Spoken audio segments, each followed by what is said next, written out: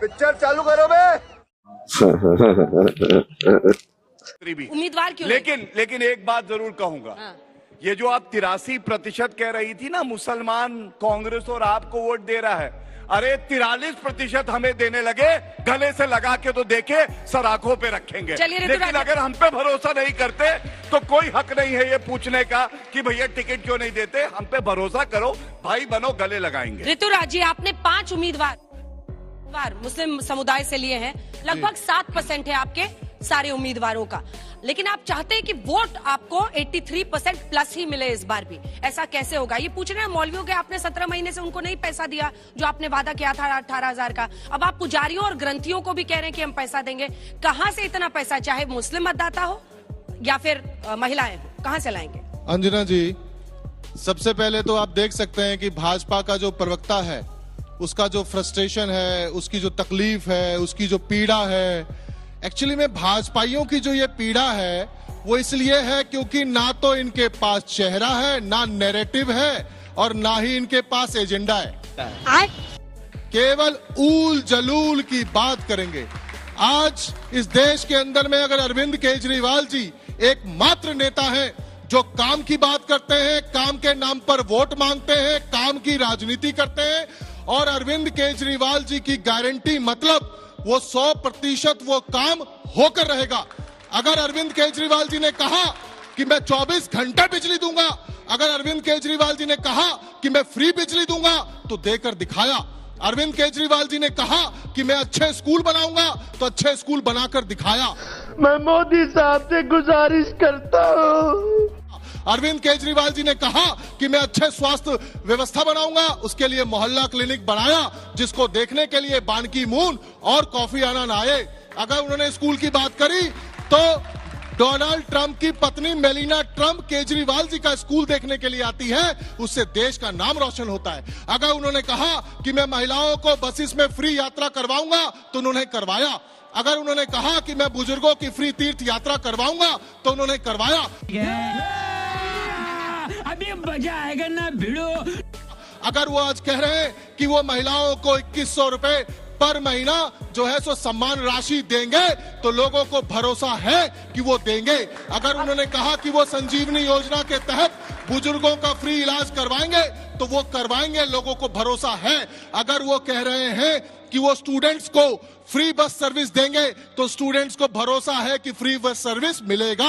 अगर अरविंद केजरीवाल जी, कांग्रेस पार्टी एक फैक्टर बनती है, मुस्लिम वोट बढ़ता है, तो आपको मुश्किल आएगी? अंजना जी, कांग्रेस 13 में भी लड़ी, कांग्रेस 15 में भी लड़ी, कांग्रेस 20 में भी लड़ी। मैं दावे के साथ कह सकता हूं कि कांग्रेस पार्टी को 2025 में भी कोई नुकसान नहीं होगा। कांग्रेस जहां थी वहीं 25 में भी रहेगी। आज यहां पर दिल्ली के अंदर में लड़ाई केवल भाजपा के साथ है। इनका फ्रस्ट्रेशन इस बात का है कि ना तो 20 राज्यों में जहां इनकी सरकार है, ना ये 24 घंटे बिजली दे सकते हैं, ना ये फ्री बिजली दे सकते हैं, ना अच्छे स्कूल बना सकते। सही पकड़े हैं। क्यों नहीं दिया?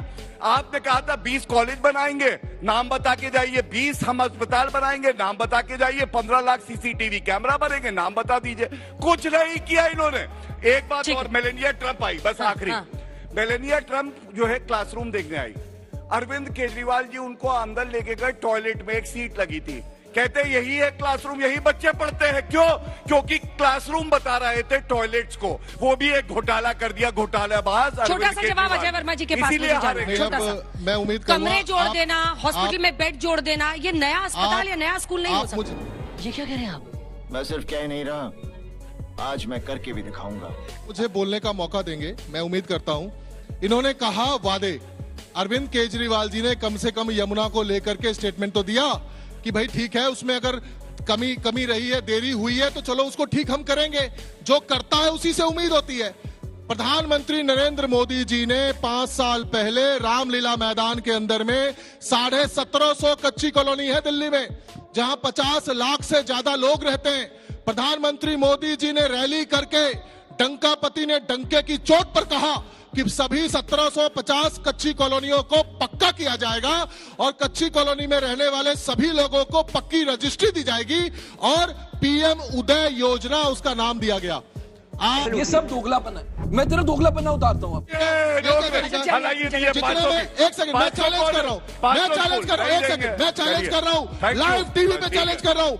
एक स्कूल के अंदर में आज तक का कैमरा चले, हम भी चले, गौरव भाटिया भी चले, स्कूल भी दिखाएंगे, कमरे भी दिखाएंगे, टॉयलेट भी दिखाएंगे और बताइए लिफ्ट भी दिखाएंगे कि 6 महीने पहले जो आपको अस्पताल भी दिखाएंगे, अस्पताल जो हम लोगों ने 6 महीने पहले जो दिल्ली में आपको अपने साथी अच्छा काम किया है तो डंके की चोट पर करेंगे और दिखाएंगे। अरविंद केजरीवाल ने खुद ही कबूल लिया, उनका प्रवक्ता कह रहे काम किया। अरविंद केजरीवाल कह रहे काम नहीं हो पाया भैया। अच्छा ठीक है, मैं माइक उठाइए तो आदमी का तार हिलता तो अंड बंड बोलता। देखिए ये तो कुछ भी कहें 2014 में मित्रों 2 लाख 2 करोड़ नौकरी, 15 लाख आएंगे। फिर कहा चप्पल वाला जहाज में जाएगा, अमीर गरीब हो जाएगा, लेकिन ऐसा हुआ नहीं। चप्पल वाले की तो और चप्पल छिल गई, अमीर और अमीर होकर देश छोड़ के भाग गए और गरीब गरीबी की रेखा के नीचे चले गए। पर आप लोग ये बोलते बोलते सड़क पे ही रह, मैं आ जाऊं क्या अपनी पर रह गए। तीसरी बार मोदी की सरकार बन गई नहीं तो वो जनता जैसे देखिए ये सब समझाते समझाते आप लोग सड़क पे रह गए और मोदी जी की तीसरी बार सरकार बन गई। आप नर्वस 90s के शिकार हो गए। कांग्रेस क्या दिल्ली में एक फैक्टर बन सकती है? क्या मुस्लिम वोट बढ़ सकता है? आशुतोष जी आपसे शुरू करती हूँ। नहीं, दिल्ली के अंदर देखिए 3 चीजें बड़ी स्पष्ट है। पहली बार इस बार जो आम आदमी पार्टी का वोट शेयर नीचे जाने वाला है, भारतीय जनता पार्टी का वोट शेयर थोड़ा ऊपर जा सकता है और कांग्रेस भी गेन करेगी। कांग्रेस को जब हम विधानसभा चुनाव के मद्देनजर नापने की कोशिश करते हैं तो हमें लगता है कि 4% 8% की पार्टी है, लेकिन अगर आप लोकसभा में देखें तो आम कांग्रेस पार्टी 24% भी पाती है, 22% भी जाती है। अगर आम आदमी पार्टी जरा सी भी कमजोर होगी तो उसका फायदा कांग्रेस को भी होगा, उसका फायदा बीजेपी को होगा। इसलिए कांग्रेस को अंडर एस्टिमेट करना हमारे ख्याल से दिक्कत वाली बात होगी। अगर कांग्रेस को अंडर एस्टिमेट करे, कांग्रेस देखिए जीते या ना जीते एक अलग तरीके का सवाल, लेकिन कांग्रेस हरा जरूर सकती है और यह बीजेपी के लिए भी घातक हो सकता है और आम आदमी पार्टी के लिए भी घातक हो सकता है। समझ रहे हो ना?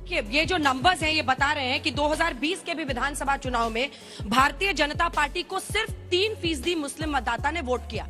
एक उम्मीदवार ये खड़ा नहीं करते हैं, क्लियर स्टैंड है इनका, बार बार जालीदार टोपी बोलते हैं भाटिया जी। ऐसे में सवाल है, ये कहा जाता है कि मुस्लिम मतदाता जो बड़ी स्ट्रेटेजिकली वोट करता है, जो बीजेपी को हराएगा उसको हम वोट देंगे। ऐसे में क्या चांसेस है कि ये वोट इस बार बढ़ सकता है या फिर वो एकमुश्त जाएगा? अंजना साहिबा, कुछ बातें तो जिसको कहते हैं अंग्रेजी में you deprived me of the words in my mouth, लेकिन मैं आपका जवाब देता हूं। देखिए ये जो आपकी बहस है ये मुस्लिम वोटर्स के ऊपर है 2025 में।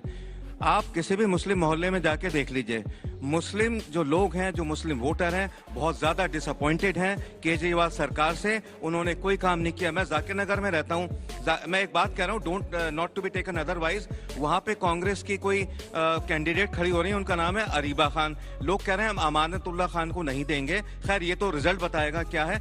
तो मुस्लिम मोहल्लों की जो हालत है, मुसलमान बहुत ज्यादा डिसअपॉइंटेड हैं। अभी भाटिया साहब ने कहा कि आप ग्रंथियों को देंगे पैसा, आप पुजारियों को देंगे। ना तो ग्रंथी को पैसे की जरूरत है, ना पुजारी को पैसे की जरूरत थी गरीब इमाम को, और आपने 18 महीने से गरीब इमाम को पैसा नहीं दिया है। तो आप झूठ पे झूठ बोले जा रहे हैं। मुझे तो ऐसा लगता है कि हालांकि प्रफुल्ल कुमार मोहंता, एक minute let me complete. Prafulla Kumar Mohanta एक इलेक्शन जीते थे, स्टूडेंट लीडर थे, एक इलेक्शन जीत गए, बाकी नहीं जीत पाए। ठीक है, केजरीवाल साहब ने 3 इलेक्शन जीत लिए। मुझे लगता नहीं कि चौथी बार वो चौकली लगाएंगे, क्योंकि रही बात कांग्रेस की सबसे बड़ी कमजोरी ये रही कि शीला दीक्षित ने जो काम किया था 3 टर्म्स में, उसको कैश अभी भी नहीं कर पा रही। कांग्रेस के जो बड़े नेता हैं, जैसे हारून यूसुफ हैं और भी कई लोग हैं, चौधरी मतीन हैं, इन लोगों को निकल के आना चाहिए। ये लोग अपने वोटर्स को जो है कन्विंस नहीं कर पा रहे हैं। बीजेपी को कुछ ऐसा फार्मूला लाना था। इतनी महिलाएं बच्चियां बैठी हैं, उनको ये कहना चाहिए था, सुन लीजिए भाटिया जी, आप ये पैगाम पहुंचा दीजिए मोदी जी तक कि हम महिलाओं के लिए मेट्रो दिल्ली में फ्री कर रहे हैं। तो मेरा ख्याल है इसका एक अच्छा असर पड़ेगा। हालांकि आप रेवड़ियों में यकीन नहीं रखते, लेकिन अगर चुनाव जीतना है, आप ये कहेंगे हमें चुनाव नहीं जीतना, हम तो आइडियल हैं, लेकिन चुनाव अगर जीतना है और एक ऐसी सरकार को हटाना है कि जिसने मुस्लिम मोहल्लों में कोई काम नहीं किया, तो आपको कुछ ना कुछ लेके आना पड़ेगा। आप खामोशी से नहीं बैठेंगे कि रेवड़ियां बांटनी है। Something you have to do.